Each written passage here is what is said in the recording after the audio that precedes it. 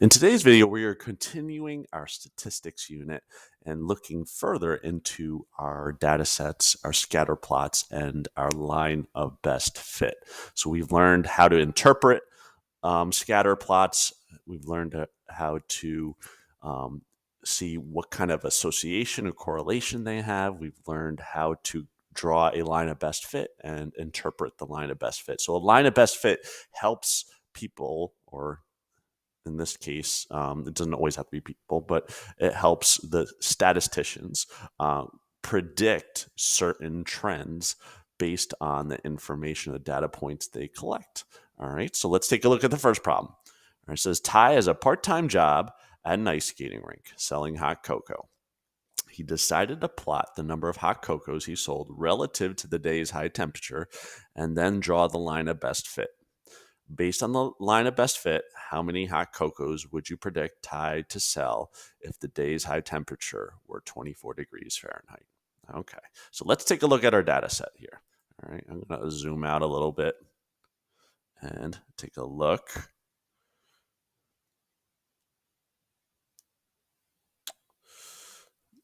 All right,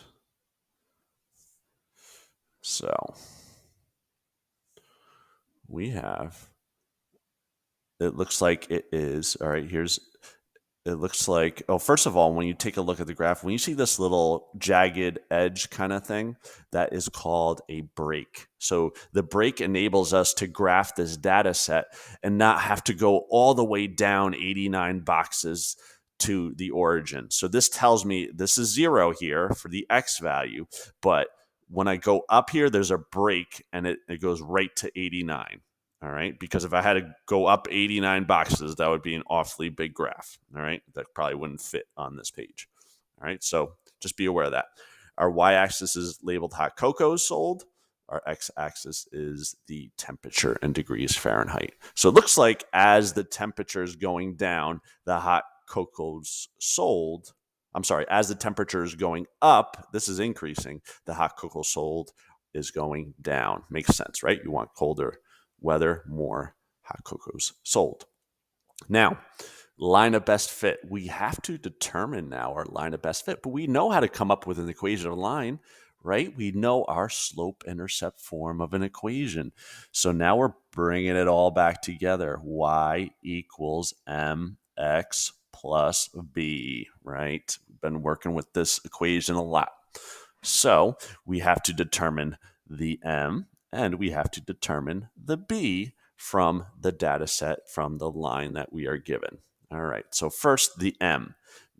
Actually, the b is actually easier to figure out first, right? So the b is right here. It's where it hits the y-axis. All right, and that point is 0, 109. Okay, so this b is 109. But now I got to find the m. All right, so the m, I have to find how much it goes down and to the right. Now be careful, okay, because you're going down to, right? You're going down to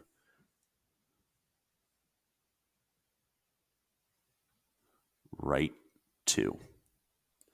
So your m is negative 2 over 2, which is negative 1. So always look at how this is going down. Read the numbers. 109 to 107 goes down to right 2, which is negative 1. All right. So my equation is y equals negative 1x, or just negative 1.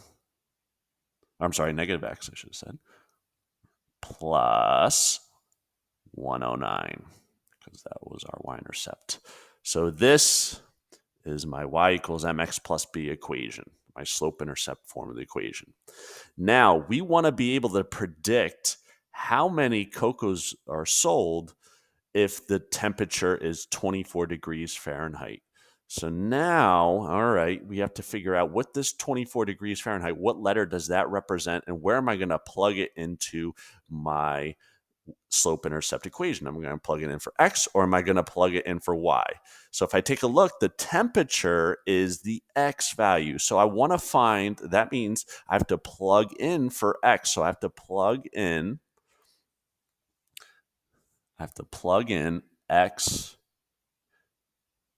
that's ugly, x equals 24. So I have to plug that in for x into my slope intercept equation. All right, so now I have to evaluate. So I have to do -1 times 24 plus 109, which is the same thing as 109 minus 24, really. Okay. Let me get my Desmos calculator. Nope, don't want that. 109 minus 24. Or here, why don't we do this? -1 times 24 plus 109. It is 85. So my y is equal to 85 what? 85 cats, 85 dogs. What am I doing? My y value is the hot cocoa sold. So 85 cocos. Cocos sold. And I answered my equation. Again, that's a prediction. Doesn't mean it's going to be 85. All right. And it kind of makes sense. 24 is somewhere here and this keeps going down. You're going to get eventually to 85. All right. Let's take a look at the next one. All right. Let me zoom in a little bit so I can read it. Aubrey decides to research the relationship between the length in inches and the weight of a certain species of catfish. She measures the length and weight of a number of specimens she catches, then throws back into the water. Oh, that's nice. She saves them. After plotting all her data, she draws a line of best fit. Based on the line of best fit, what would you predict to be the length of a catfish that weighs 34 pounds? All right, so let's take a look. All right, so now this data set, all right, we're comparing catfish length and catfish weight. And there's two breaks. There's a break in the X value, so it goes right to 20, and then a break in the Y value goes right to 7. And what's nice about these points are labeled for us. Okay, we have the points labeled for us, but what's a bad part about this, not so nice part of it, they don't give us the y-intercept. We can't tell what the y-intercept by looking at this line. But we know how to do that based on what we learned in finding the slope, plugging to the y equals mx plus b, and finding the y-intercept that way. So whenever you're given 2 points, you know how to come up with a y-intercept, slope-intercept equation by putting them into a, you guessed it, table.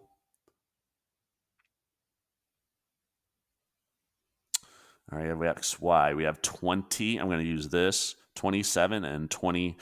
So 27, 24, 16. So it looks like it goes up 9, right 4. Oh boy. So I'm going to get a fraction here, 9 over 4. I don't think that's a nice number. Let me check in the calculator. 9 divided by 4. Okay, 2.25. You could make it into a decimal or leave it as a fraction. If you get an ugly decimal, like say you got 9 over 5, no, 9 over 7, yeah, like that. Yeah, no, you have to leave it as a fraction. But 9 over 4 is good. And that was what? It was 2.25. All right, so that's my slope, 2.25. All right, so I found my slope. I can't tell what my y-intercept is. So again, I plug into my y equals mx plus b. So I plug in the 2.25 in for m. I'm going to plug in 20 and 7. 20 is going to go in for, going to go in for x. 7 is going to go in for y. So you have 7 equals 2.25 times 20 plus b. Using our equation solving skills, we can figure this out. So 2.25 times 20 is 45. So we have 7 equals 45 plus b. And then we minus 45 from both sides.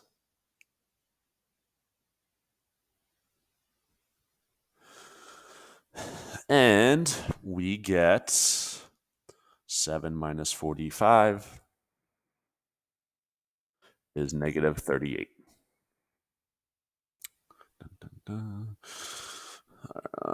What color? Let's do red here. Was it negative 38? Yep. Negative 38 is my B. All right. So I found my M. I found my B. So now I can come up with my equation. My equation is, give myself some room here.